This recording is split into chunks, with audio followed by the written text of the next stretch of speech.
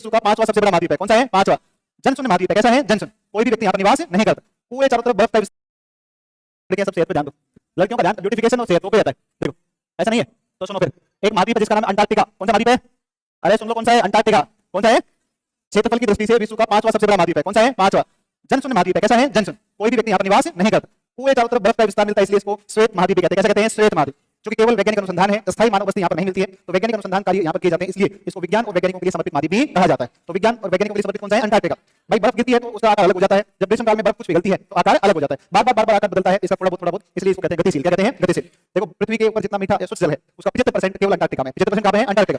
इसलिए अंटार्कटिका को आशा का महाद्वीप कहा जाता है। सब जगह पानी खत्म हो जाएगा तो अपने बर्फ वहां से ले आएंगे, वहां से पानी मिल जाएगा, ठीक है ना? इसलिए आशा का महाद्वीप कहते हैं। इस महाद्वीप का 98% भाग, 98% भाग औसत रूप से 1.6 किलोमीटर मोटी। कितनी मोटी? 1.6 किलोमीटर मोटी। 1 मील मोटी जो है बर्फ से ढका हुआ है। 98% हिस्सा, 98% भाग औसत मोटाई है बर्फ की कितनी? 1.6। तो देखो ये सब नाम इसके हैं। यहाँ पर पेंगुइन क्या मिलता है? पेंगुइन। और एक मछली मिलती है क्रील। कौन सी है? क्रील। ये नोट्स में नहीं लिखा मिलेगा आपको, मैं भूल गया देखना। तो पेंगुइन जीव मिलता है और क्रील मछली इसके अंदर पाई जाती है। यहाँ आसपास पेंगुइन घूमते हैं, ऊपर मछली जो आसपास सागर उसमें क्रील मछली पाई जाती है। दक्षिण ध्रुव के चारों तरफ फैला हुआ है, दक्षिण ध्रुव के चारों तरफ। और यूरोप से तुलना करोगे तो 40% ज्यादा इसका क्षेत्रफल है। यूरोप का 10 मिलियन लाख वर्ग किलोमीटर है और 10 मिलियन वर्ग किलोमीटर है, और इसका जो है 14 है ना, 40% ज्यादा है, ठीक है ना? तो 40% ज्यादा है तो ये 14 मिलियन वर्ग किलोमीटर है, ठीक है ना? फिर आप देखोगे तो औसत ऊंचाई में सबसे ज्यादा ऊंचाई सभी महाद्वीपों में किसकी है? इसी की है, अंटार्कटिका की। तो सभी महाद्वीपों में सबसे अधिक ऊंचाई वाला कौन सा है? अंटार्कटिका। औसत समुद्र तल से ऊंचाई 2500 मीटर है। औसत समुद्र तल से ऊंचाई 2500 मीटर। तो 2500 मीटर की क्या है? औसत ऊंचाई अधिक है, ठीक है ना? इस प्रकार से दक्षिण ध्रुव के ऊपर है ये आपकी रेखाएं 0 डिग्री, इसके विपरीत कौन सी होती है? 180। इधर 90 पूर्व, इधर 90 पश्चिम, इस तरीके से फैला हुआ है, ठीक है? फैला हुआ है। और ये जो आपको डॉट डॉट सर्कल दिख रहा है इसको 66.5 दक्षिणी अक्षांश या इसको आर्कटिक वृत्त के नाम से जानते हैं। ये नोट्स जो आपके हाथ में आएंगे, ये जो पीपीटी आपके पास आएगी, ये इस दुनिया की सबसे सुंदर पीपीटी है।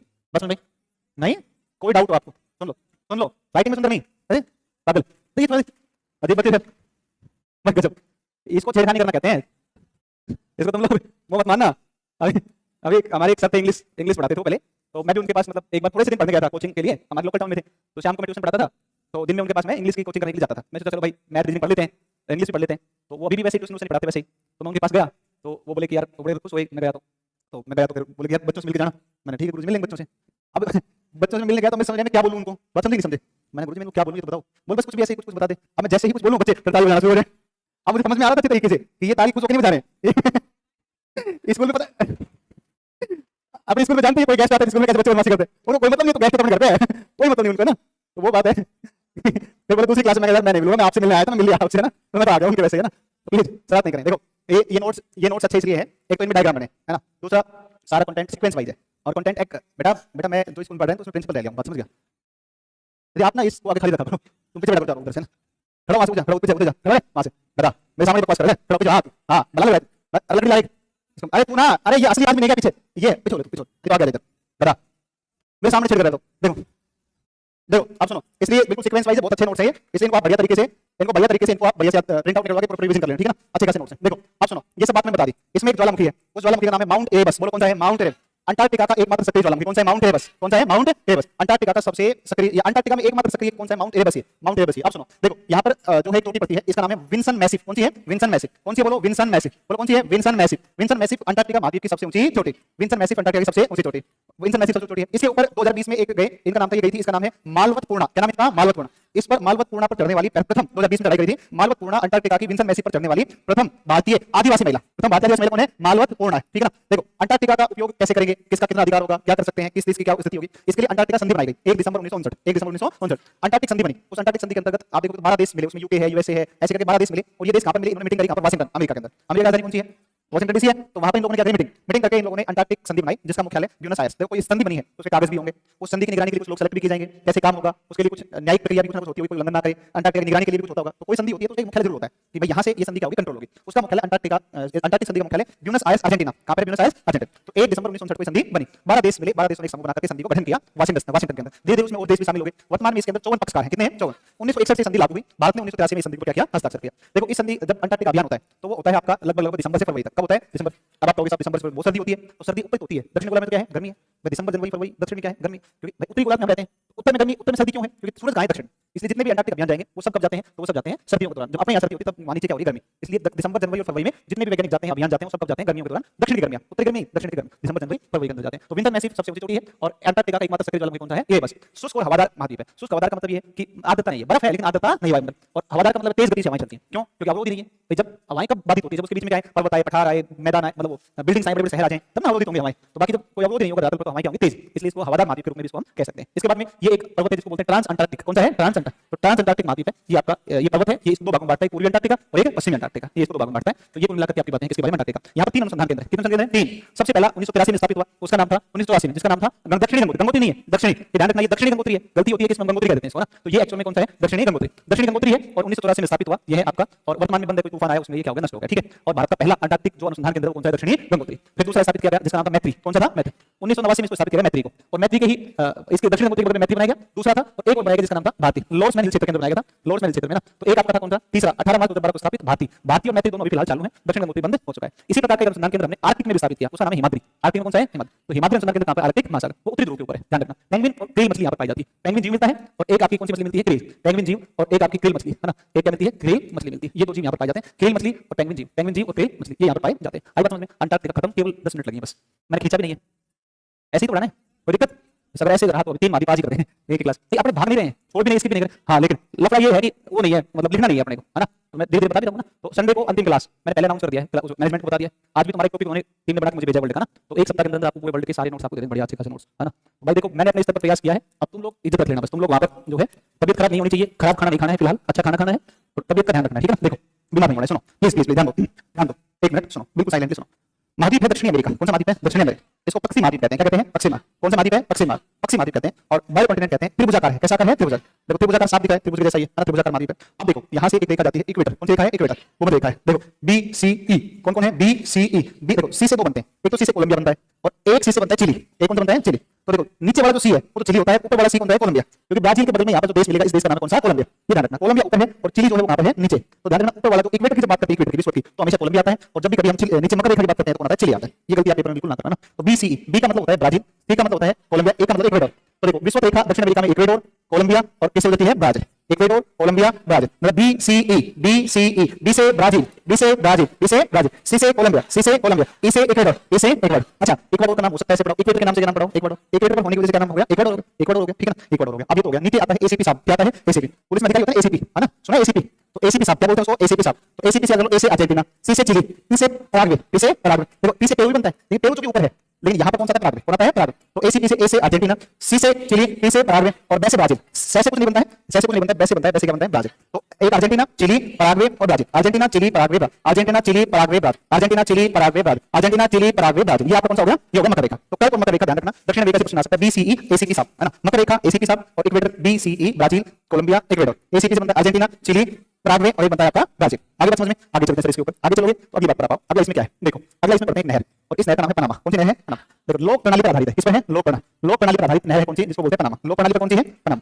पनामा लोक प्रणाली पर काम करती है। देखो जरा दिमाग नहीं लगाना है, अब कौन लोग हैं उनको छोड़ दो। देखो यहाँ से देश आपने अभी पीछे देखा, ये देश कौन सा पड़ता है, कोलंबिया। ये देश कौन सा है, कोलंबिया। सुनो कोलंबिया के साथ जो देश यहाँ पर सीमा लगा रहा है, कोलंबिया के साथ में, इस देश का नाम है पनामा। कौन सा देश है, पनामा। देखो पनामा जो है, पनामा ऐसा है जो उत्तरी अमेरिका और दक्षिण अमेरिका को आपस में क्या करता है, जोड़ता है, इसलिए इसको हम पनामा स्थल संधि भी कहते हैं। कभी कहते हैं पनामा स्थल संधि। और यहाँ पर देखो पहले क्या होता था कि पहले जैसे ये यहाँ पर हमने इसको देखो यहाँ पर बनाया, ठीक है ना, ये यहाँ पर दिखा है ना, इसको यहाँ पर बड़ा करके बना लिया। तो यहाँ पर पहले क्या था कि जैसे आपको कैरिबियन सागर से, इधर तो महासागर कौन सा, अटलांटिक, और इधर कौन सा प्रशांत। तो जब आपको इधर क्यूबा से मान लो चल करके कोई शिप को, और मान लो यहाँ पर कोस्टा रिका कहीं पर भी आना है, यहाँ पर मान लो यहाँ पनामा के इस किनारे पर आना है, तो वो पूरा शिप पूरा दक्षिण अमेरिका को चक्कर लगाएगा, फिर यहाँ पर आएगा। समझे नहीं समझे, इन्होंने क्या करी कि अमेरिका एक आपको पता है यहाँ दक्षिण अमेरिका की सारी नहर एक धारा बहती है, पेरू की धारा।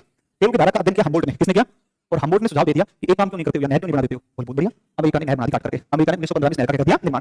अब देखो जो देश निर्माण करता है वो उसके ऊपर अपना स्वामित्व रखता है लगभग 90-100 साल तक। जैसे जापान ने भारत में दिल्ली मेट्रो बनाई, तो एक निश्चित समय तक जापान उसका यूज करेगा, जो इनकम होगी किसकी हो जाएगी, जापान। जैसे वो अपनी इनकम का पूरा वसूल कर लेगा, फिर वो अपना स्वामित्व किसको दे देगा, भारत को, मतलब भारत सरकार का क्या कर लेगा, राष्ट्रीयकरण हो जाएगा उसका। तो बाद में राष्ट्रीय 1916 में हुआ इसका। तो 1914 में यूएसए ने क्या किया, इसका निर्माण किया। सुझाव बनाने किसने दिया, हम्बोल्ट। तो ये नहर किसको जोड़ती है, तो अटलांटिक महासागर को किससे जोड़ती है, प्रशांत। अटलांटिक को जोड़ती है प्रशांत। तो पनामा नहर के दो छोटे-छोटे प्रश्न है, पनामा नहर किस देश में है, पनामा देश में, ये प्रश्न आएगा ही नहीं। हम्बोल्ट ने सुझाव दिया, किसने दिया, हम्बोल्ट। किसने बनाया, अमेरिका ने बना, 1914 में बनाया, तो 1914 में। और 2015 में इसका क्या हुआ, इसका राष्ट्रीयकरण 101 साल में, 101 साल बाद में ये किसकी होगी, पनामा देश। मतलब 2015 से जितना भी अधिकार है सारा किसका होगा, पनामा। उससे पहले किसका था, अमेरिका का। अब देखो नहर की लंबाई 82 किलोमीटर, नहर की लंबाई 82, नहर की चौड़ाई 90 मीटर, नहर की कम से कम गहराई कितनी है, 12 मीटर, कम से कम कितनी है, 12। और ये अटलांटिक महासागर को प्रशांत से जोड़ती है। देखो अटलांटिक, इस अटलांटिक महासागर का ये बात जली भाग कहते हैं कैरिबियन सागर। तो आप चाहे तो अटलांटिक को प्रशांत कह दो, चाहे कैरिबियन को प्रशांत कह दो, बात वो ये की बात है। तो इनको आपस में जोड़ती है, लोक प्रणाली पर आधारित है। लोक प्रणाली पर होता है कि जैसे यहाँ पर शिप है, इसका पानी ऊंचा है, इसका पानी नीचा है। अब अगर सीधा नहर बना दे तो वहां का पानी यहाँ पर फ्लो होने लग जाएगा, ऐसे तो होगा नहीं। तो क्या होता है कि एक लोक लगाया जाता है, उसमें शिप को एक बनाते हैं, खड़ी कर दी, फिर उसको पानी नीचे ले जाया जाता है, फिर अगला जो लोग गेट खोल के फिर उसको आगे ले जाते हैं, आगे ले जाकर और फिर उसको फिर नीचे करते हैं पानी को, फिर आगे ले जाते हैं, फिर नीचे करके दूसरे महासागर में। सिस्टम होता है, छोड़ दो, कोई काम का नहीं है। लोक प्रणाली पर आधारित है, किस पर आधारित है, लोक प्रणाली पर। गार्टन, पेड्रो और मेराक्लोस इसके 3 लोग हैं। तो 1914 में यूएसए निर्माण किया, पनामा देश में है, प्रशांत और अटलांटिक आपस में जोड़ती है, या कैरिबियन को किससे जोड़ती है, प्रशांत से जोड़ती है। राष्ट्रीयकरण 2015, 82 किलोमीटर की इसकी लंबाई, ठीक है ना, पनामा देश के अंदर ये स्थित है। एक ही बात है। अब आगे चलते हैं नेक्स्ट, अगली ये लोक प्रणाली, आप यहाँ पर देखिए लोक लगा हुआ, इस प्रकार का लोक आपको दिखेगा यहाँ पर, ठीक है ना, ऐसे गजब की पीडीएफ बनाई भाई। हाँ हाँ बहुत बिल्कुल सही है, शानदार। देखो ये वाला ऐसे ऊपर से पारा सिप में लाए, अब गेट इस पानी को नीचे करेंगे, फिर इससे पानी से यहाँ ले आएंगे, दोनों बराबर यहाँ लाएंगे, फिर इसको नीचे करेंगे, फिर नीचे लाएंगे, ऐसे करते करते 3 लोगों को से गुजार करके 1 2 3 है ना, पेड्रो गार्टिनर ये करके लोग हैं, तो ये ऐसे ऐसे करके यहाँ से आता है। बहुत खर्चीली विधि है, बहुत ज्यादा समय लगता है इसके अंदर, बहुत महंगा पड़ता है, लेकिन ये तो देखो कि पूरा महाद्वीप महाद्वीप के चक्कर लगाते थे ना, तो उससे तो बेहतर है, फ्यूल नहीं लग रहा है, ऊर्जा कम लग रही है ना इसमें। तो ये आगे चलते हैं। अब इसमें पर्वत है और इस पर्वत का नाम है एंडीज। कौन सा पर्वत है? एंडीज। इसमें पर्वत है जिसका नाम है कौन सा? एंडीज। एंडीज पर्वत है। कौन सा पर्वत है? एंडीज। एंडीज पर्वत है। एंडीज पर्वत है। एंडीज, ठीक है। आप सुनो, आप एंडीज पर्वत है ना, एंडीज हिमालय की तरह नवीन वलित पर्वत है, एंडीज हिमालय की तरह नवीन वलित पर्वत। सुनो भाई, एंडीज पर्वत की मैंने टेस्ट जो होता था उसमें टिक भी याद करवाई थी आपको, ए बी सी डी ई, है ना, आपको A B C D E V, है ना, ऐसे याद करवाया, ध्यान दो। ए बी सी डी फिर मैंने बताया इलेक्ट्रिक व्हीकल, ऐसे याद करवाया था, A B C D E V ऐसे होता है इलेक्ट्रिक व्हीकल, और एक इसमें वी, एक इसमें पी भी आता है, हां, तो पी भी बीच में आता है, उसमें मैंने ये बताया नहीं था, लेकिन पी आएगा मतलब पेरू, है ना, हां। तो ये A B C D E P V, है ना, तो ई वी पी ऐसे कर लो, की बात कोई बात नहीं, ठीक है ना। तो देखो इसका विस्तार एंडीज का कहां मिलेगा। ए का मतलब यहां पर पश्चिम तक के सारे, तो पहले आप देखो, ए का मतलब अर्जेंटीना मिलेगा, सी का मतलब चिली में मिलेगा, डी का मतलब पेरू में मिलेगा, सी का कोलंबिया में भी इसका कुछ विस्तार, कोलंबिया में विस्तार इसका, तो 2 देश बनते हैं, सी से कोलंबिया और सी से चिली, कोलंबिया और चिली, है ना। और इसके अलावा जो है ये इक्वेडोर देश में पड़ता है ना, इक्वेडोर देश में, इक्वेडोर देश में यहाँ पर पड़ेगा, तो आपका ई हो गया, है ना, ई आपका यहाँ पर आपका हो जाता है ना। और कुछ विस्तार इसका कहां पर भी है, वेनेजुएला में, है ना, कुछ कहां पर भी वेनेजुएला। तो ये तो देश है Argentina, Chile, Peru, Ecuador, Colombia और ये कौन सा है? वेनेजुएला। तो ए बी, अच्छा बोलीविया बच गया यहाँ पर कौन सा बच गया? बोलीविया। यहाँ पर बच गया कौन सा? बोलीविया। बोलीविया की राजधानी लापाज, बोलीविया की राजधानी लापाज, बोलीविया की राजधानी लापाज। लापाज विश्व में सर्वाधिक ऊंचाई पर स्थित राजधानी, दुनिया में सर्वाधिक ऊंचाई पर स्थित राजधानी लापाज। लापाज दुनिया में सर्वाधिक ऊंचाई पर स्थित राजधानी भी है, लापाज। बोलीविया की राजधानी कौन है? लापाज। अर्जेंटीना की ब्यूनस आयर्स, अर्जेंटीना की ब्यूनस आयर्स, अर्जेंटीना की ब्यूनस आयर्स। अब इस पर्वत के अंदर एक चोटी पड़ती है, इस चोटी का नाम है, इसका नाम है माउंट अकांकागुआ। क्या नाम है? माउंट अकांकागुआ। क्या नाम है? Mount अकांकागुआ, mount अकांकागुआ। मैं बोलूंगा खान सर को एक बार इसके लिए, अपने इस ऐसी किताब बना सकते हैं, ऐसे तो नहीं बना सकते, बताओ आपने तो ऐसी किताब बना देंगे हर बच्चा पढ़ेगा, है ना, पढ़े नहीं लेकिन किताब देख के मन ललचा जाएगा, ले लेते हैं, कोई बात नहीं, है ना। ऐसी कितनी अच्छी किताब बनती है, बताओ कितनी सुंदर राइटिंग, इतनी सुंदर, तो मतलब क्या बताऊं मैं। देखो बड़े अच्छा लिख रखा है ना, बहुत मुश्किल से ऐसी राइटिंग बैठी है ना। माउंट अकांकागुआ, ठीक है ना। देखो माउंट अकांकागुआ के बारे में डिस्कस कर चुके हैं। Mount अकांकागुआ is the highest extinct volcano, है ना, मृत ज्वालामुखी, दुनिया का सबसे ऊंचा मृत ज्वालामुखी कौन है? माउंट अकांकागुआ। पश्चिमी गोलार्ध की सबसे ऊंची चोटी कौन सी? माउंट अकांकागुआ। पढ़ा नहीं पढ़ा? बताओ, पढ़ाया मैंने आपको। तो माउंट अकांकागुआ इसमें स्थित है, इसका विस्तार, अच्छा विश्व का सबसे लंबा पर्वत है जिसकी लंबाई कितनी? 7200 किलोमीटर। दुनिया का सबसे लंबा पर्वत कौन सा है? एंडीज। कौन सा है? एंडीज। एंडीज, एंडीज पर्वत है दुनिया का सबसे लंबा, और दक्षिण अमेरिका के पश्चिमी तट के सारे ये फैला हुआ है। आई बात समझ में? यहाँ पे कोई दिक्कत किसी को? अरे वो तो नहीं हो रहा ना होते हो है भाई, ऐसे रहो तो भैया कुछ भी कहो, अब तो पढ़ा के मानेंगे अपने, है ना, अब तुम्हारी कोई सुनने वाला नहीं है। देखो लेकिन एक बात है, कंटेंट बहुत बड़ा है इसके अंदर। हाँ पेज के ऊपर ऐसा लाइन है जैसे लगता है ये भी आ जाएगा, ये भी आ जाएगा, ये भी आ जाएगा ना, तो तुम्हारी किस्मत अच्छी रही तो इनमें से आ जाएगा भाई, नहीं तो इतना पढ़ाने के बाद भी नहीं आया तो नहीं आया, तो है ना, आ जाएगा ना इसमें। बैलो भाई आ गया आ गया आ गया आ गया। अर्जेंटीना और चिली की सीमा पर स्थित अकांकागुआ दुनिया का सबसे ऊंचा मृत ज्वालामुखी भी है, दक्षिण अमेरिका की सबसे ऊंची चोटी भी है, एंडीज की सबसे ऊंची चोटी भी यही आएगी, एंडीज की सबसे ऊंची आएगी, ठीक है ना। और लिखा हुआ है, कितनी अच्छी लैंग्वेज लिखी है, अर्जेंटीना चिली सीमा पर स्थित माउंट अकांकागुआ दक्षिण अमेरिका सहित पश्चिमी गोलार्ध की भी सर्वोच्च चोटी है, विश्व का सर्वोच्च मृत ज्वालामुखी भी है, एंडीज में दबा पड़ता है, इसका नाम है उस्पलाटा। कौन दबा है? कौन दबा है? उस्पलाटा। उस्पलाटा कौन सा है? उस्पलाटा। उस्पलाटा दबा भाई यहाँ पर है, अब उस्पलाटा यहाँ पर होगा, अर्जेंटीना को किसी लोग चिली, अर्जेंटीना को चिली, उस्पलाटा दबा स्थित चिली अर्जेंटीना सीमा पर अवस्थित है भाई साहब। यहाँ पर पड़ता है बोलीविया की राजधानी जिसको बोलते हैं लापाज। कौन सा है? लापाज। विश्व की सर्वाधिक ऊंचाई पर स्थित राजधानी कौन सी है? लापाज। और किसकी राजधानी है? बोलीविया की राजधानी। भाई वेरी गुड। बोलीविया में एक झील पड़ती है, इसका नाम है पूपो झील। कौन सी पड़ती है? पूपो झील। कौन झील है? पूपो झील। और यहाँ पर एक झील पड़ती है पूपो झील के बगल में, इसका नाम है टिटिकाका। कौन सी है? टिटिकाका। बोलीविया और पेरू की सीमा पर है, बोलीविया और पेरू की सीमा, बोलीविया पेरू की सीमा पर है टिटिकाका। कौन सी है? टिटिकाका। और बोलीविया पेरू की सीमा पर स्थित टिटिकाका जो झील है वह टिटिकाका झील, वह टिटिकाका झील दुनिया की सबसे ऊंची नौकागम्य झील है। दुनिया की सबसे ऊंची नौकागम्य झील कौन सी है? टिटिकाका। तो टिटिकाका दुनिया की सबसे ऊंची नौकागम्य झील है, नौकागम्य झील कौन सी? टिटिकाका। और भाई सब टिटिकाका झील को हनीमून लेक के नाम से भी जानते हैं, हनीमून लेक भी कहते हैं। हनीमून का मतलब यार अजीब, तुम हनीमून का मतलब होता है घूमना फिरना, होता है। हां ये का मतलब होता है, अरे बाबू क्या गए हो तुम लोग यार। देखो एक देश इक्वेडोर में, अरे पागलो यार गजब बच्चे हो तुम ना एक काम करो, तुम पढ़ाई करो, क्या तुम्हारा ब्याह करवा, तुम सारे चले जाओ। मैं सही बता रहा हूँ, आदमी कंपटीशन की तैयारी करने से पहले शादी करवा देनी चाहिए, आधा दिमाग तो वैसे ही सेट हो जाता है। हाँ मजाक नहीं कर रहा हूँ, सच में ब्याह बाद क्या करें, शादी हो जाएगी तो और जो मिल रही है गुड गुड गुड, ये कभी कभी सही बात होता है ये ना। फोटोटैक्सी कौन ज्वालामुखी है? फोटोटैक्स। बोलो कौन सा है? फोटोटैक्स। फोटोटैक्स इक्वेटर पर है, किसमें है? इक्वेटर। विश्व रेखा पर है फोटोटैक्स, विश्व रेखा पर है फोटोटैक्स, विश्व रेखा पर स्थित फोटोटैक्स दुनिया का सर्वाधिक ऊंचाई पर स्थित सक्रिय ज्वालामुखी, दुनिया में सर्वाधिक ऊंचाई पर स्थित सक्रिय कौन सा है? फोटोटैक्स। कौन सा है? फोटोटैक्स। फोटोटैक्स is the highest active volcano of the world, और ये कहां पर रहेगा? इक्वेडोर देश में 19613 फीट की ऊंचाई पर स्थित है समुद्र तल से। कितना है? 19613, 19613। तो ये देखो इसमें बहुत काम के क्वेश्चन है, बहुत प्यारे क्वेश्चन है इस स्लाइड के अंदर, है ना। दुनिया का सबसे ऊंचा ज्वालामुखी, दुनिया में अकांकागुआ सबसे सक्रिय मृत, पश्चिमी गोलार्ध की सबसे चोटी, एंडीज की सबसे चोटी, दक्षिण अमेरिका की सबसे चोटी, उस्पलाटा दबा, इसमें टिटिकाका झील, इसमें पूपो झील, इसमें लापाज दुनिया की सर्वाधिक ऊंचाई पर स्थित राजधानी। देखो कितना अच्छा क्वेश्चन है, बताओ है कि नहीं? शानदार क्वेश्चन है इस स्लाइड में, है ना, शानदार स्लाइड है ये, ठीक है। आगे चलते हैं अपन, आगे अगली बात पर चलते हैं, है ना, आगे चलते हैं। देखो एक बच्चा है अपनी क्लास में, बच्चा तो नहीं है वो बड़ा है काफी लगने में, उसका व्यवहार मुझे बिल्कुल अच्छा नहीं लगा पूरे बैच के दौरान। अब मैं उसको ये बात बताऊंगा नहीं, वो समझ जाए अपने आप से, वो खुद समझ जाए, क्योंकि मैं कहूंगा तो उसको जीवन भर उसको बुरा लगता रहेगा कि सर ने मुझे ऐसा बोला था। वो अपने व्यवहार को सुधारे, मैं बता रहा हूँ, बहुत गंदा लगता है किसी भी टीचर को देख करके, ठीक है ना। थोड़ा सा जो बच्चा है वो समझ जाएगा अपने आप ही कि हाँ मुझे कहना चाह रहे हैं, ठीक है। आगे आ चुका है बैठने के लिए, बता देता हूँ। हाँ नहीं सच में बहुत गंदा व्यवहार है। देखो आपके, सुनो मेरी बात, आपके जो एक्सप्रेशन है हाव भाव, या तो आप बेवकूफ हैं कि आपको पता नहीं है कि कहाँ पर किस तरीके के भावों को प्रदर्शित किया जाता है, या बेवकूफ है, या फिर आप ओवर स्मार्ट है। दोनों में से एक चीज है, ओवर स्मार्ट है तो सामने वाला बेवकूफ नहीं मानकर चले, है ना। और अगर आपको पता ही नहीं है तो बेवकूफ है तो फिर तो उसका कोई समाधान भी नहीं है उसका, है ना। वो सीखें दुनिया में किस तरीके से अपने को रहना चाहिए, और विशेष रूप से क्लास में, ठीक है ना। देखो अटाकामा एक डेजर्ट कौन सा है? अटाकामा। अटाकामा जो मरुस्थल है वो एंडीज के पश्चिम में है, एंडीज के तो जैसे भाई साहब ये अपना एंडीज फैला हुआ है यहाँ पर, इस एंडीज के पश्चिम में यहाँ पर मरुस्थल है जिसको बोलते हैं कौन सा, अटाकामा। अटाकामा है कौन सा मरुस्थल है, अटाकामा। ये अटाकामा दुनिया का सबसे शुष्कतम मरुस्थल है, दुनिया का सबसे शुष्कतम, तो दुनिया का सबसे शुष्क मरुस्थल कौन सा है, अटाकामा। अटाकामा मरुस्थल, ठीक है। अब सुनो, अटाकामा मरुस्थल क्षेत्र में आपका एक देश पड़ता है, ये दो देशों में, एक तो इधर तो ऊपर पड़ता है पेरू और इधर पड़ता है चिली, पेरू और चिली दोनों में। देखो यहाँ पर एक ठंडी जलधारा बहती है, इसको बोलते हैं पेरू की धारा। पेरू की धारा कहते हैं, इसी धारा को हम हम्बोल्ट की धारा के नाम से जानते हैं, पेरू हम्बोल्ट की धारा। और ये जो पेरू देश है, उस पेरू देश में एक स्थान पड़ता है अरिता, अरिता, अरिता या अरिता। ये अरिता जो स्थान है, अरिता जो स्थान है, यह है दुनिया का सबसे शुष्कतम स्थान है, यह दुनिया का सबसे शुष्कतम स्थान, ठीक है ना, शुष्कतम स्थान है दुनिया का सबसे। और अरिता या अरिता अटाकामा मरुस्थल का नाम है। चिली और पेरू देशों के अंदर इसका फैलाव मिलता है। इस मरुस्थल में विशाल नाइट्रेट के भंडार पाए जाते हैं। किसके भंडार मिलते हैं, नाइट्रेट, नाइट्रेट के भंडार पाए जाते हैं, नाइट्रेट के भंडार इसमें पाए जाते हैं। एक झील है मेराकैबो, कौन झील है, मेराकैबो। देखो वेनेजुएला में, कौन से देश में है, वेनेजुएला, वेनेजुएला में झील पट्टी, इसका नाम मेराकैबो, कौन झील है, मेराकैबो। दुनिया में सर्वाधिक पेट्रोलियम के भंडार जिस झील में पाए जाते हैं उस झील का नाम है मेराकैबो, मेराकैबो झील है, वेनेजुएला। देखो यहाँ पर पड़ता है देश, इसका नाम कौन सा, वेनेजुएला। इधर कोलंबिया, कोलंबिया के बगल में कौन सा, वेनेजुएला, कोलंबिया के बगल में कौन है, वेनेजुएला। यहाँ पर झील पट्टी मेराकैबो, और मेराकैबो झील के अंदर दुनिया में सर्वाधिक पेट्रोलियम के पाए जाते हैं, भंडार पाए जाते हैं। तो दुनिया में सर्वाधिक पेट्रोलियम के भंडार पाए जाते हैं मेराकैबो झील, जो किस देश में है, वेनेजुएला देश, वेनेजुएला देश में पेट्रोलियम के भंडार मिलते हैं। ये आपकी झील है कौन सी, मेराकैबो। इसके बाद दक्षिण अमेरिका की कुछ नदियों पर हम बात करते हैं, बड़ी इंपॉर्टेंट नदियां हैं, जिनके अंदर एक विशेष नदी है, इसका नाम अमेजन, कौन सी है, अमेजन। देखो अमेजन दुनिया की सबसे बड़ी नदी है, लंबी तो पड़ेगी कौन सी, नील, लंबी कौन सी है, नील। तो लंबी तो नील है, लेकिन बड़ी का मतलब होता है जिसका अपवाह बेसिन क्या हो, ज्यादा, अपवाह बेसिन ज्यादा। कारण भी है, कारण क्या है, देखो इस तरीके से ये आपका पर्वत कौन सा, ये कौन सी, इक्वेटर है, और इक्वेटर के दोनों तरफ, दोनों ओर से, उत्तर की तरफ से भी दक्षिण की तरफ से कौन सी पावन आती है, व्यापारिक। भाई ऐसे व्यापारिक पावन आएंगे, ऐसे आएंगे व्यापारिक पावन, भाई ऐसे चलती है व्यापारिक, और ऐसे भी व्यापारिक पावन आती है, तो इधर से भी व्यापारिक पावन आएंगे तो भी बारिश करेंगे, और ये व्यापारिक आएंगे तो भी बारिश करेंगे। और विश्व रेखा के आसपास वैसे भी आर्द्रता क्या होती है, ज्यादा होती है। इसलिए पूरे साल उच्च वर्षा होने की वजह से ब्राजील और आसपास के क्षेत्रों के अंदर उष्ण कटिबंधीय सदाबहार वनों का क्या हुआ है, विकास। तो इधर से बारिश ज्यादा होगी, एंडीज के अंदर अधिक बारिश होने की वजह से नदी का आकार भी क्या हो जाएगा, बड़ा हो जाएगा, पानी ज्यादा होगा, तो पानी ज्यादा है इसके अंदर। इसलिए हम कहते हैं कि दुनिया में सबसे बड़ी अपवाह द्रोणी किसकी है, अमेजन की है, अमेजन की है। दुनिया में सबसे बड़ी अपवाह द्रोणी किसकी है, अमेजन की, ठीक है। अमेजन की अपवाह द्रोणी दुनिया में सबसे बड़ी, ठीक है। एक बात तो होगी, गर्मी लग रही है, इसको निकाल दो पंखा, तो फिर वैसे एक मिनट इसको पढ़ो ना जब तक नहीं पढ़ जाएगा, बस रहने बेटर बेटर। देखो अरे पंखा मत चला, मारोगे क्या, बंद कर, देखिए देखिए तो पंखा हटा दे, हमारे कहीं फालतू।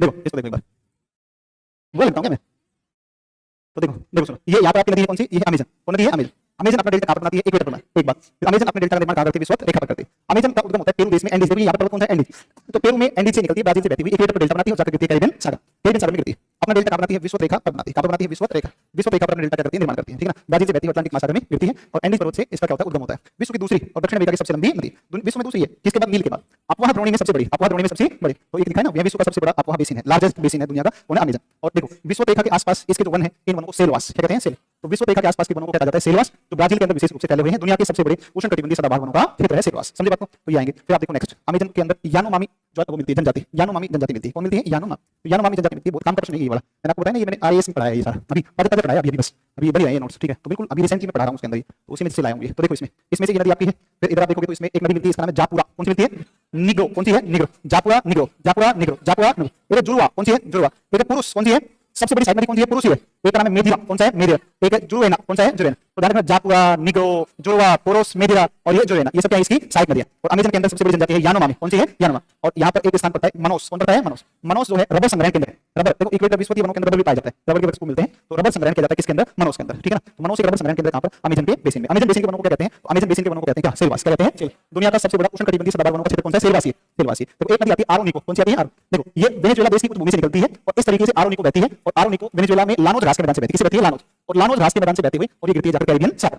आरोनिको नदी, आरोनिको नदी, आरोनिको नदी वेनेजुएला की कुछ भूमि से निकलती है, नहीं याद करना है, ये ध्यान रखना है कि आरोनिको लानो से बहती है, किससे बहती है, लानो। देखो ऐसे याद कर लो, वेनेजुएला और ला से बनता है लानो, ला से बनता है लानो। और नदी का नाम है, कौन सी नदी का नाम है, आरोनिको। कौन नदी है, आरोनिको। आरोनिको और ओरोनिको एक ही बात है। और आरोनिको नदी है, इसकी एक सहायक नदी है, इसका नाम है कैरोनी, कौन सी है, कैरोनी नदी के ऊपर एक परियोजना है, इसका नाम है गुई, कौन सी है, गुई। और ध्यान रखना कैरोनी है, और कैरोनी की भी एक छोटी सी सहायक नदी है, उसका नाम है चुरुन, कौन नदी है, चुरुन। तो कुछ जगहों पर हम ऐसा भी पढ़ लेते हैं, हमें जब सर ने पढ़ाया था तो हमें सर ने पढ़ाया था कि आरोनिको की सहायक कैरोनी पर एनजी जलप्रपात है। तो फिर मैंने इसको पढ़ के नोट्स बनाए तो मैंने पाया कि नहीं, आरोनिको की सहायक इस पर नहीं, कैरोनी पर नहीं है, ये किस नदी पर है, चुरुन नदी पर है। चुरुन नदी पर कौन सा जलप्रपात है, एंजिल। एंजिल दुनिया का सबसे ऊंचा जलप्रपात, एंजिल दुनिया का सबसे ऊंचा जलप्रपात है। तो ये एंजिल दुनिया का सबसे ऊंचा जलप्रपात आएगा, ठीक है ना। एंजिल दुनिया का सबसे ऊंचा जलप्रपात आ जाएगा, ठीक है, एंजिल आ जाएगा। इसके बाद में जब चलते हैं नेक्स्ट, अगला प्रश्न आता है तुम्हारा, एक नदी है मागदालिना, कौन सी नदी है, मागदालिना। मागदालिना है, मागदालिना एक जो है, देखो एक अंग्रेजी शब्द है ओरिएंटल, कौन सा है, ओरिएंटल। और एक अंग्रेजी शब्द है ऑक्सीडेंटल, कौन सा है, ऑक्सीडेंट। एक ओरिएंटल और एक ऑक्सीडेंटल, है ना। एक ओरिएंटल और एक है ऑक्सीडेंट। ओरिएंटल मतलब पूर्व और ऑक्सीडेंटल मतलब पश्चिम, है ना। तो एंडीज की दो शाखाएं हैं, एक एंडीज की शाखा है ओरिएंटल एंडीज और एक है कौन सा, ऑक्सीडेंटल।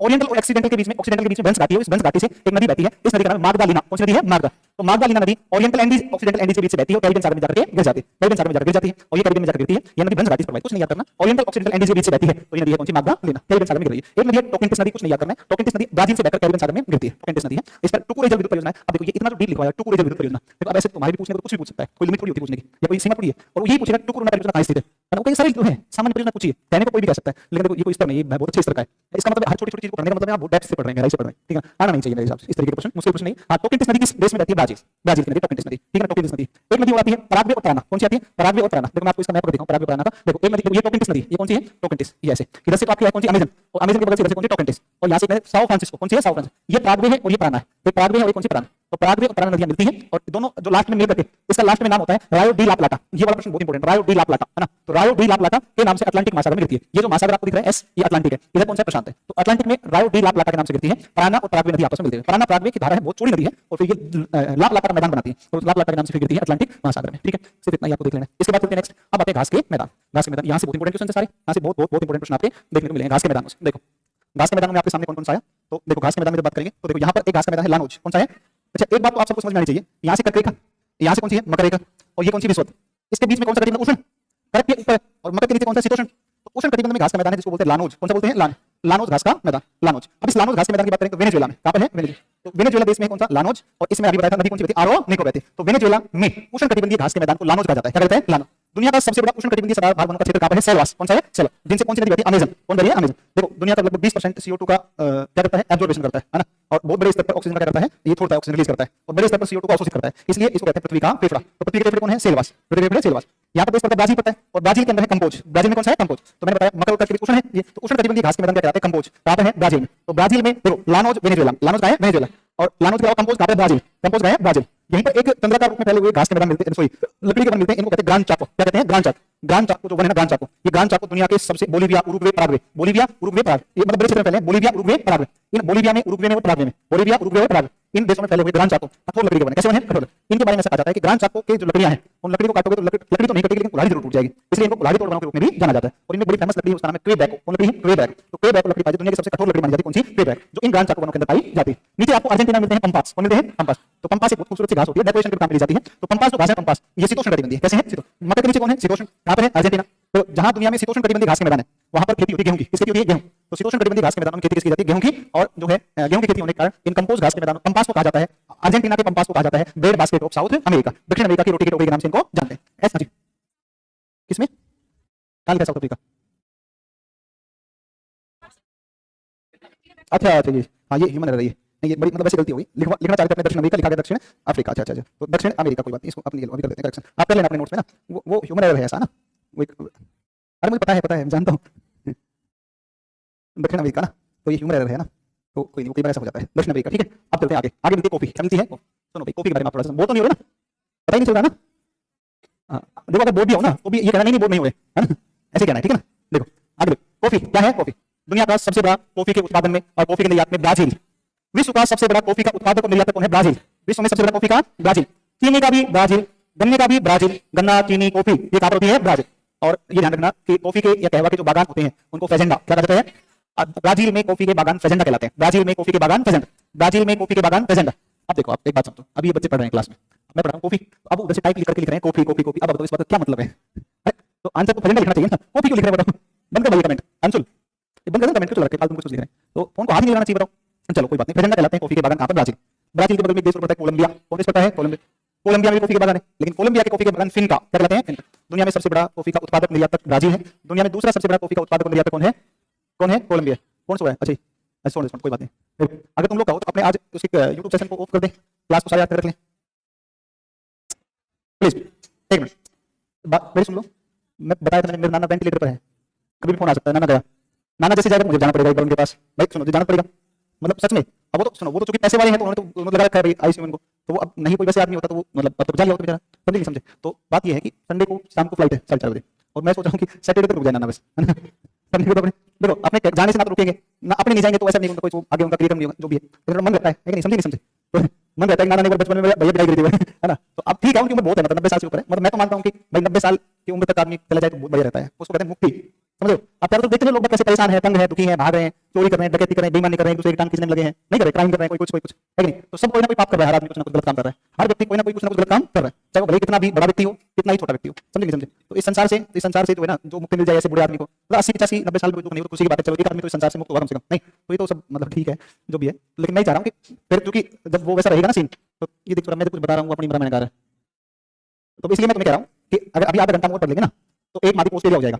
सुनो ये छोटे छोटे मालदीव है ना, ये सारे आज तक पढ़ा देते हैं, 2 दिन एडजस्ट कर लो। आज क्या वाला बृहस्पतिवार है, आज बृहस्पतिवार है, तो सुनो फिर कल की क्लास जो बचेगी, सुनो सुनो प्लीज मेरी सुन लो, कल की क्लास में फिर हम कर लेंगे उत्तरी अमेरिका और यूरोप शुरू कर लेंगे कल शुक्रवार, और परसों क्लास में हम यूरोप को पूरा कर लेंगे और अफ्रीका शनिवार, और रविवार में एक महाद्वीप बचेगा तुम्हारा एशिया। नहीं तो पता क्या होगा कि एक महाद्वीप छूट जाएगा, और एक महाद्वीप छूट जाएगा तो फिर तुम पता गाने गाते फिरोगे पूरे गांव में कि पूरे शहर में कि सिलेबस नहीं हुआ ज्योग्राफी का, समझे नहीं समझे, तो तुम भी फ्री हो जाओगे, मेरे दिमाग का बर्डन खत्म हो जाएगी, चलो इनका सिलेबस हो गया। नहीं तो 4 दिन बाद मुझे वापस आना पड़ेगा, कुछ नहीं।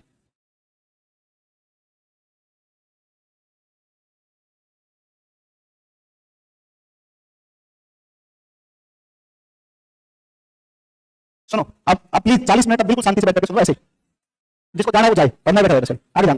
तो कॉफी के बागान ब्राजील के अंदर कहते हैं फजेंडा, क्या कहते हैं फजेंडा, और अब इसमें कोलंबिया में कहते हैं तिनका, क्या कहते हैं तिनका, और ब्राजील में एक मिट्टी मिलती है टेरारोसा, कौन मिलती है टेरारोसा, इसमें कैल्शियम कार्बोनेट की मात्रा ज्यादा होती है, इस वजह से इसमें कॉफी का उत्पादन होता है ज्यादा होता है। अब सुनो ब्राजील के एक शहर है जिसका नाम है साओ पोलो, मैंने दूर बना रखा है लेकिन तट के पास में ही है, दूर नहीं है ना, तो ये थोड़ा सा समझाने के लिए दूर बना दिया। इस शहर का नाम है कौन सा, साओ पोलो, कौन सा शहर है साओ पोलो, साओ पोलो जो नगर है साओ पोलो, यहाँ दुनिया की सबसे बड़ी कॉफी की मंडी, दुनिया की सबसे बड़ी कॉफी की मंडी साओ पोलो नगर में, कौन से नगर में है साओ पोलो, और इसी के पास में एक नजदीक में तट के ऊपर बंदरगाह है जिसका नाम है सेंटोस, विश्व की सबसे बड़ी कॉफी की मंडी साओ पोलो में, इसलिए कॉफी का शहर किसे कहा जाता है साओ पोलो, और सबसे बड़ा जो बंदरगाह है वो कौन सा है सेंटोस, जहां से कॉफी का क्या होता है निर्यात, इसलिए कॉफी पोर्ट के रूप में इसको जानते हैं सेंटोस। मतलब बात समझ में नहीं, इसके अलावा हम चलते हैं तो दक्षिण अमेरिका में कुछ खनिज है और कुछ एक दो चीजें इसमें हो आएंगी जिनको देख लो आप एक बार। देखो एक देश पड़ता है चिली, कौन पड़ता है चिली, चिली में चुकवी माता की खान है, चिली में कौन सी खान है चुकवी माता, चिली देश में स्थित एक खान है जिसका नाम है चुकवी माता, विश्व की सबसे बड़ी तांबे की खान है, विश्व की सबसे बड़ी तांबे की खान, विश्व की सबसे बड़ी तांबे की खान, ठीक है। और यह जो है ना ये चिली देश में है, तो चिली देश में तांबे की खान है जिसका नाम है चुकवी माता की खान, और एक और पड़ती है लॉस एरेना, कौन पड़ता है लॉस एरेना, चिली में है, ये विश्व में सबसे बड़ी खान कौन सी आएगी, ये आएगी चुकवी माता, तांबे की फेमस है। देखो कोयला नहीं याद करना है लेकिन मोटा मोटा देख लो, कोयला कराची ब्राजील, काली कोलंबिया, लोहा ये इंपॉर्टेंट है, इताबिरा माउंट इताबिरा, तो ध्यान रखना माउंट इताबिरा जो ब्राजील में है, और एक मिनास गिलास, ये दोनों ही नाम बहुत फेमस है, मिनास गिलास और एक माउंट इताबिरा, मिनास गिलास और माउंट इताबिरा, यहाँ पर लोहा मिलता है, ये बहुत इंपॉर्टेंट है दोनों नाम, एक नाइट्रेट और एक कौन सा फास्फेट, दोनों ही बहुत अच्छे क्वेश्चन, ये बहुत बड़े क्वेश्चन ये भी अच्छे। देखो नाइट्रेट के भंडार अटाकामा मरुस्थल में चिली देश में, अटाकामा में चिली, अटाकामा में चिली, और फास्फेट एक गुआनो चिड़िया है, कौन चिड़िया है गुआनो, गुआनो चिड़िया बीट जो करती है उस गुआनो चिड़िया की बीट से और फास्फेट बनता है, और ये फास्फेट जो है ये किस में मिलते हैं इस भंडार पेरू, किस मिलते हैं पेरू, अटाकामा के क्षेत्र में पाए जाते हैं, तो गुआनो चिड़िया की संख्या बहुत ज्यादा है, वो बीट जो करती है उस मरुस्थल में उसी बीट से फास्फेट बनता है, और ये पेरू देश का इसका बड़ा स्थान है। तो चिली करता है नाइट्रेट, चिली करता है नाइट्रेट का उत्पादन और पेरू करता है फास्फेट का। देखो अर्जेंटीना में, अर्जेंटीना देश के अंदर लोग पशुपालन करते हैं, और लोग जो पशुपालन करते हैं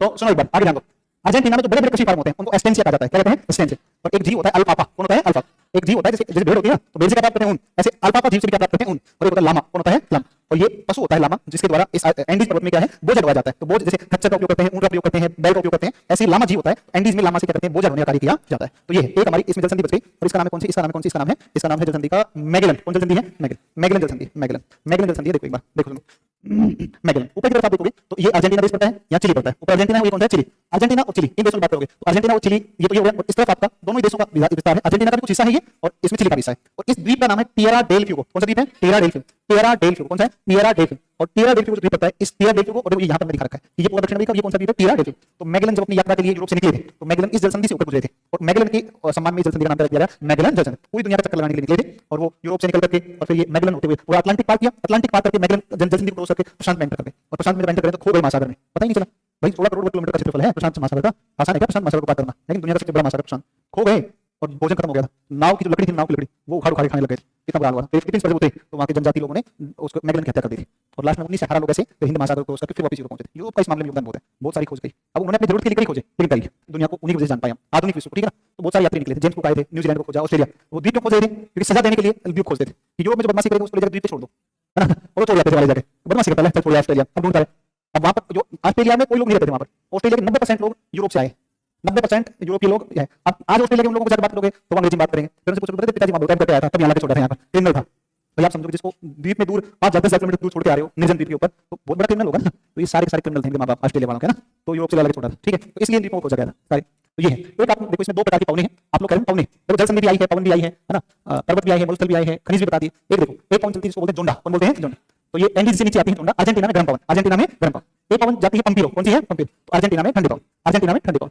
अब देखो एक पवन है ब्लैक रोलर, कौन पवन है ब्लैक रोलर, अमेरिका के ग्रेट प्लेन्स में गर्मियों में चलने वाली गर्म पवन है, गर्मियों में चलेगी तो गर्मी होगी, और ब्लैक रोलर चलती है कहां पर अमेरिका के मैदान, अमेरिका के ग्रेट प्लेन्स में चलती है ब्लैक रोलर, ब्लैक रोलर, ठीक है ना, अमेरिका के अंदर जो ग्रेट प्लेन है उसमें चलती है कौन सी black roller, black roller, black roller, तो ब्लैक रोलर चलती है वाली। आगे चलते हैं अगला महाद्वीप आता है जिसका नाम है ऑस्ट्रेलिया, कौन महाद्वीप है ऑस्ट्रेलिया, ऑस्ट्रेलिया महाद्वीप है, ऑस्ट्रेलिया महाद्वीप है। मुझे पता है ये जल्दी खत्म हो रहा है तो मुझे बहुत अच्छा लग रहा है, ठीक है ना, नहीं नहीं नहीं नहीं मैं बता रहा हूं, बिल्कुल सुनो, बिल्कुल आत्मीय बात बता रहा हूं, मजाक नहीं सीरियसली बता रहा हूं, मुझे किस खुशी इसलिए नहीं खत्म हो रहा है, मुझे खुशी इस चीज की है कि मैं कम से कम समय लेते हुए भी और आपको पूरा कंटेंट पढ़ा दिया बिना कट पीट मारे, पूरा कंटेंट भी आपको डिलीवर कर दिया और कट पीट नहीं मारा, समझे नहीं समझे बजाने। आप सुनो तो पूरा बस तो बेटा ना, तो पूरा इसके नोट्स भी आपके पास में चले जाएं। आप आ गया भाई, वेरी गुड। 3 पीडीएफ आई होंगी, 2 आई है, 4 आई है क्या?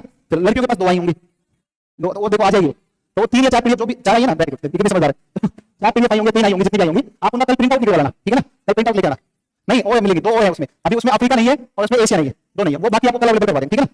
मैंने डाउनलोड कर रखी है, कल करवा देंगे, चिंता मत करो बिल्कुल। आप तो प्रिंट आउट निकलवाना बस। आप सुनो, आप आगे सुनो, अगली बात आप क्या आज छोड़ दे, कल करवा दे। अच्छा 2 टाइम रोटी खाई थी, शाम को खाओगे रोटी, तुम छोड़ नहीं सकते हो, सांस लेना छोड़ सकते हो, पानी पीना छोड़ सकते हो। तो अब जिसको जाना है वो जाए। आगे देखो ओसेनिया, सुनो, जिसको जाना है वो जा सकता है, मैं तो इधर मुंह कर लूंगा, जिसको जाना है वो जाओ, पढ़ना है तो बैठे रहो, 20 मिनट पढ़ाऊंगा, 20 मिनट पढ़ाऊंगा, नेट काउंटिंग करके देख लो, पढ़ना है तो पढ़ो, नहीं पढ़ना मत पढ़ो। देखो ऑस्ट्रेलिया सहित 22 द्वीपों का समूह कहलाता है ओसेनिया।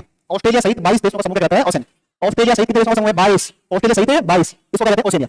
भैया सुनो आगे बात, ओसेनिया में सबसे बड़ा देश ऑस्ट्रेलिया है, सबसे छोटा नॉर्वे है, सबसे छोटा नॉर्वे। इस 22 देशों के समूह को 4 भागों में बांटते हैं। कितने भागों में? 4। देखो इसके अंदर एक भाग कहलाता है माइक्रोनेशिया। कौन कहलाता है? माइक्रोनेशिया के अंदर जो मुख्य मुख्य देश हैं, ये छोटे छोटे आइलैंड द्वीपीय देश हैं, छोटे छोटे। तो इसमें एक देश माइक्रोनेशिया पड़ता है नॉर्वे, एक पड़ता है किरिबाती। कौन पड़ता है? किरिबाती। एक पड़ता है मार्शल, एक कौन है? मार्शल।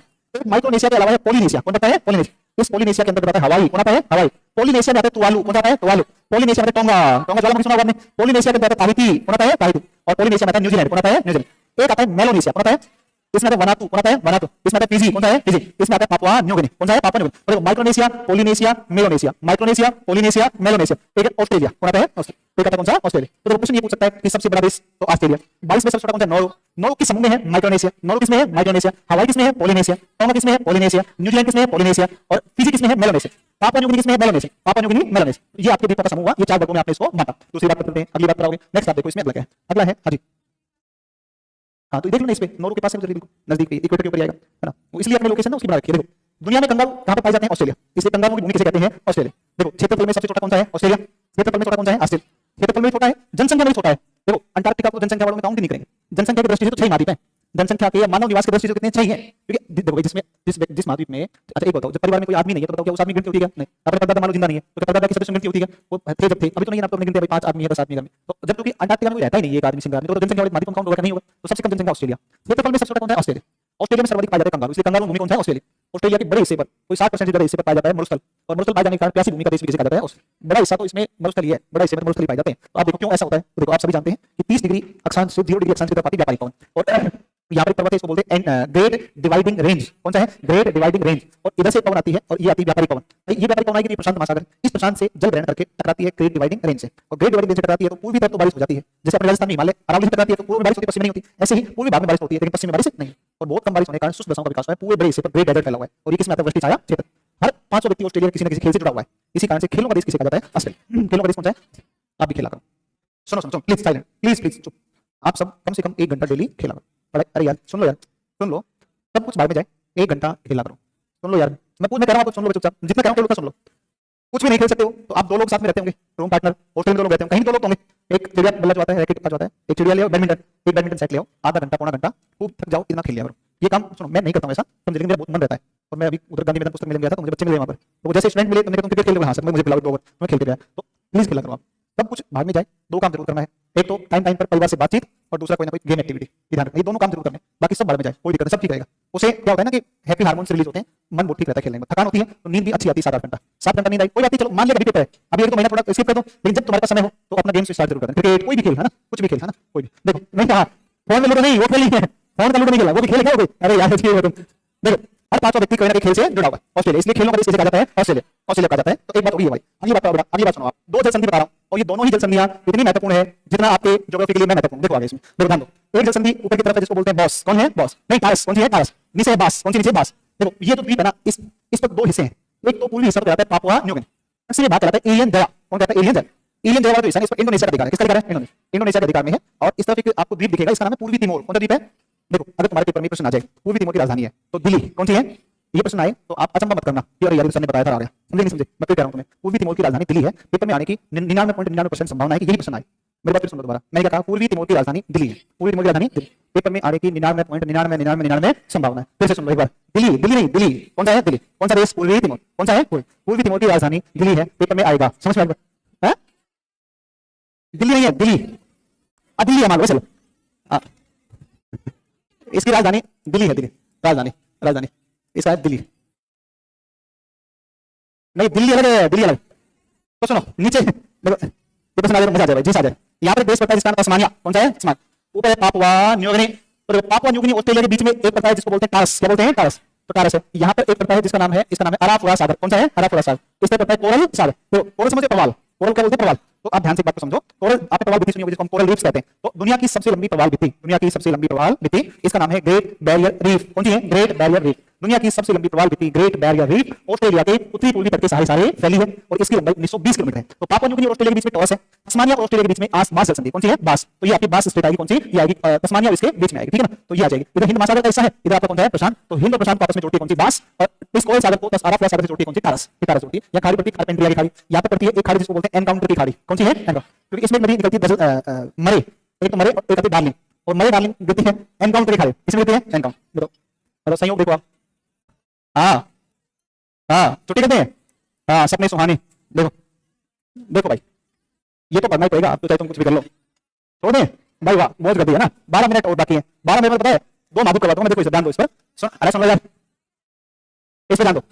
ऑस्ट्रेलिया के पूर्वी तट के साथ उसी मारो फेंक तो चले। देखो ये पर्वत है, इस पर्वत का नाम है कौन सा? तो भाई इस पर्वत का नाम है कौन सा? Great dividing range. कौन सा है? Great dividing range. और ग्रेट डिवाइडिंग रेंज में एक चोटी पड़ती है, इसका नाम है माउंट ओसियुस्को। कौन सी है? माउंट ओसियुस्को। नीचे स्थित माउंट ओसियुस्को देखो ऑस्ट्रेलिया के पूर्वी तट के सहारे उत्तर से दक्षिण की ओर फैला हुआ है। कौन सा पर्वत? महान विभाजक श्रेणी ग्रेट डिवाइडिंग रेंज, जिसमें स्थित माउंट ओसियुस्को 2228 मीटर है, ऑस्ट्रेलिया की सबसे ऊंची चोटी। पूर्वी तट के सहारे फैली है एक प्रवाल भित्ति, और इस प्रवाल भित्ति का नाम है great barrier reef. Great barrier reef. और ग्रेट बैरियर रीफ जो है विश्व की सबसे लंबी प्रवाल भित्ति है, ऑस्ट्रेलिया के उत्तरी पूर्वी हिस्से में है, 1920 किलोमीटर इसकी लंबाई। इस उत्तरी भाग को केप योर्क प्रायद्वीप कहते हैं। क्या बोलते हैं? केप योर्क प्रायद्वीप। यहाँ पे पठार है, इसको बोलते हैं किम्बरले पठार। कौन सा पठार है? किम्बरले पठार। यहाँ पर एक श्रेणी है हेमर्सले श्रेणी, यहाँ पर नगर पड़ता है, इसको पर्थ नगर है। यहाँ पर एक पड़ती है डार्लिंग श्रेणी, कौन सी है? यहाँ पर एक शहर है मेलबर्न। कौन सा है? मेलबर्न। इसको कहते हैं वुलन पोर्ट, ऊन बंदरगाह कहते हैं, है ना? क्योंकि दुनिया में सर्वाधिक ऊन का निर्यात अगर किसी बंदरगाह से होता है तो कौन सा है? मेलबर्न। क्योंकि यहाँ पे भेड़ मिलती है, उसका नाम मैरिनो। कौन भेड़ है? ऑस्ट्रेलिया की भेड़ है मैरिनो। कौन सी भेड़ है? मैरिनो। मैरिनो भेड़ दुनिया में सर्वाधिक ऊन उत्पादन के लिए फेमस है। ऊन के उत्पादन में और उनके निर्यात में ऑस्ट्रेलिया का दुनिया में पहला स्थान है, और सबसे ज्यादा ऊन निर्यात होती है मेलबर्न से, इसलिए मेलबर्न को कहते हैं, क्या बोलते हैं? वुलन पोर्ट कहते हैं, या वुलन सिटी कहते हैं इसको, मेलबर्न को। समझ में आई? मेलबर्न कहलाता है आपका उनका शहर। दुनिया की सबसे लंबी प्रवाल भित्ति ग्रेट बैरियर रीफ, और ऑस्ट्रेलिया की सबसे छोटी माउंट ओसियुस्को ग्रेट डिवाइडिंग रेंज में है ना? अब देखो आगे अगली बात पर चलते हैं। ये तो हो गया। हाँ हाँ बोल बोल बोल बोल। देखो ऐसा है 9 मिनट बाकी है, ये बात तो सुन, ये बात तो मैं पहले कह रही थी कि 9 मिनट तुम पढ़ाऊंगा, 9 मिनट तो तुम चुप हो, चाहे पी खाओ, कुछ भी खाओ, 9 मिनट तो मैं नहीं मानो, है ना? हाँ कोई मैं कहाँ जल्दी कर रहा हूँ, ध्यान से आराम से बैठ के सुनते रहो, बस बोलोगे तो टाइम ज़्यादा लगेगा ना। आप सुनो, ऑस्ट्रेलिया का जो महान मरुस्थल है, जो ग्रेट डेजर्ट ऑफ ऑस्ट्रेलिया है, ऑस्ट्रेलिया का जो महान मरुस्थल है, बच्चे उसकी बात सुनो पहले, बिल्कुल केयरफुली इस पर थोड़ा ध्यान दो। ऑस्ट्रेलिया के महान मरुस्थल पर इसको सीखते हैं एक बार। इसके अंदर अलग अलग हिस्से हैं, जैसे इसमें आप देखोगे तो इसके अंदर एक है, इसके अंदर एक ये बड़ा हिस्सा है जिसको बोलते हैं, इसको बोलते हैं ग्रेट सैंडी। बोलो कौन सा है? Great Sandy. इसका नाम है तनामी। कौन सा है? तनामी। एक गिब्सन, ग्रेट विक्टोरिया, सिम्पसन। बोलो great Sandy, Tanami, Simpson, great Victoria, Gibson. Great Victoria मरुस्थल में 2 खान है, एक का नाम है कालपुरली, एक का नाम है कूलगार्ली। एक कालपुरली और एक कूलगार्ली, कालपुरली और कूलगार्ली, ये दोनों सोने की खाने हैं। किस खाने हैं? और ग्रेट विक्टोरिया मरुस्थल के अंदर स्थित है। यहाँ पर आपको दिखेगा एक झील, और इस झील का नाम है आयर। कौन सी झील है? देखो सुनो एक बात को ध्यान से केयरफुली। जब पवने मरुस्थल पर चलती है तो पवने मरुस्थल पर चलते हुए अपने साथ मिट्टी को उड़ाती है, किसी एक स्थान से दूसरे स्थान पर ले जाकर देती है जमा, तो जहां से मिट्टी उड़ती है वहां बड़ा सा गड्ढा बन जाता है, और वो जो गड्ढा होता है उसमें पानी भरेगा तो झील बन जाएगी। ऐसी झीलें जो मरुस्थलों में पवन के द्वारा अपवन करके बनाई जाती हैं, ऐसी झीलों को कहते हैं अपवाहन झील। कौन सी कहते हैं? दुनिया की सबसे बड़ी अपवाहन झील आयर झील है। दुनिया की सबसे बड़ी अपवाहन कौन सी है? आयर झील। और ये कालपुरली पूर्वारी किसकी खाने? सोने की खाने हैं, और ग्रेट विक्टोरिया मरुस्थल में स्थित है। ग्रेट विक्टोरिया मरुस्थल में आपकी स्थित आएंगे। फिर आप देखो एक नदी है जिसका नाम है मरे। कौन नदी है? मरे। एक का नाम है डार्लिंग। कौन सी है? एक मरे, एक कौन है? डार्लिंग। देखो जो डार्लिंग नदी है ग्रेट डिवाइडिंग रेंज से आई। अरे तो मैं कह रहा हूं इसमें एक डार्लिंग नदी है, अरे एक मरे नदी है। कौन सी आती है? मरे। मरे डार्लिंग। अरे नदी है कौन सी है? मरे डार्लिंग। देखो इसको गजब नहीं पढ़ना। देखो मैं तो भाई घर पे कभी भी अपनी वाइफ के सामने पढ़ता ही नहीं हूं, है ना? पता नहीं मजा आया कब दिमाग उल्टा ले जाए ना। और फिर एक बड़ी बात वो है, मरे डार्लिंग जहां गिरती है उस खाड़ी का नाम है एनकाउंटर की खाड़ी। और ये नदी जिस क्षेत्र से बहती है वहां घास के मैदान है, डाउन्स। कौन से हैं? डाउन्स।